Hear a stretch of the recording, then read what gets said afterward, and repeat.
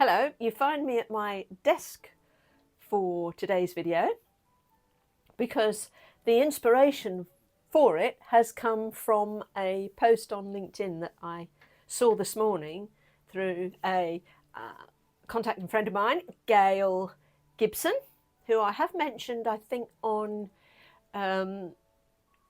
videos before actually, but this post particularly spoke to me today because it followed on nicely from what I was talking about.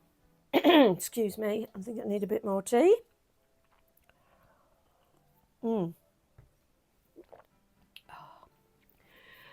Yes, it follows on nicely from what I was talking about earlier in the week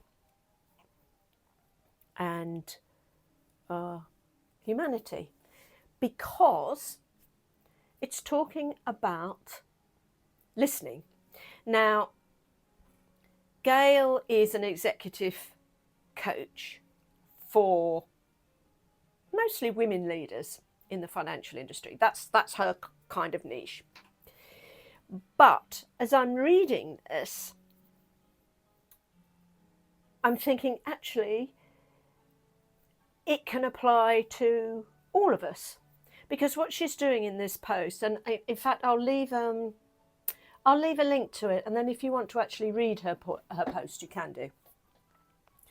But she's talking about communication sitting at the heart of great leadership. But I think it also sits at the heart of our humanity. And she poses some questions here as well, which she's thinking of in the context of someone stepping into a new leadership role within the finance industry.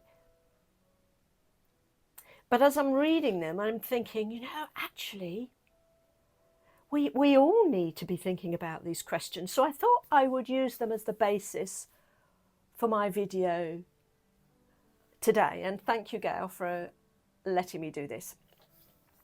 So she has 6 reflective questions, and I want to take some of them today.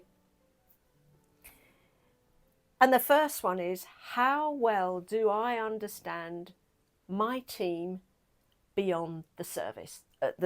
So this is what she's posing that these new ladies in their leadership roles think about. But I'm thinking that could also be saying, how well do I understand my colleagues, my friends, even my family beyond the surface? How well do I listen to these people? And what am I doing to build connection and rapport? Yes, in a leadership role, you have to think about that. But yes, friendships need to be worked at to a certain extent too. And if you're not listening to build that connection and that rapport, then you could be missing out on a really great friendship rather than a surface friendship. And it's all building on that idea of our humanity, of our as being a human being and what we do, communicating. So when she's saying, am I listening with curiosity to understand or to respond and fix? That's something else that as we are talking to our family and friends, other people that we work with. Oh my goodness, I've got a frog this morning. I've got plenty in the garden. It sounds like I've got one in my throat too. So it's that sense of listening with curiosity. So we are actually properly listening. We're not just hearing words. We are listening to what the other person's saying. We are listening to our friends. We are finding out more about them so that we can have a deeper connection with our friends and our family, and if you like, within the work situation too.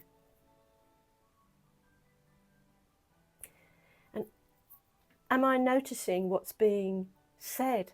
How often are we in a conversation, or a friend rings us up and we're at our desk and we're actually typing something and they're talking and we carry on typing?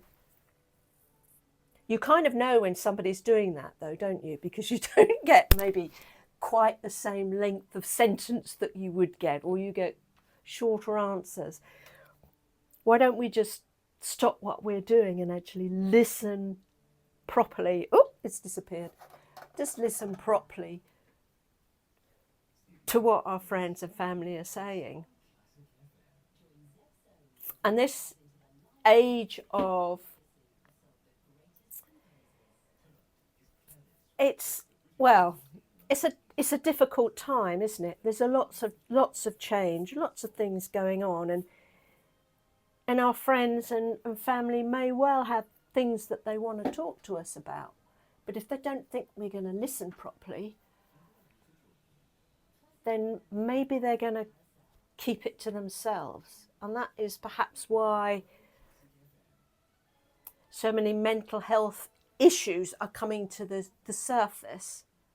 Whereas if we really did what Gail's saying here, and we really listen, and we're curious, and we give our attention to the person who is speaking to us, there's so much more that we can learn, and we can develop much closer and deeper connections with people.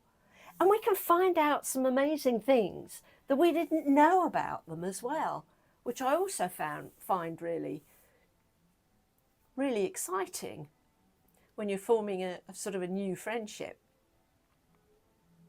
So I think it was really good for me to read this today, because I had a few comments after the Tuesday one that it was a bit sad, and I suppose in a way it was.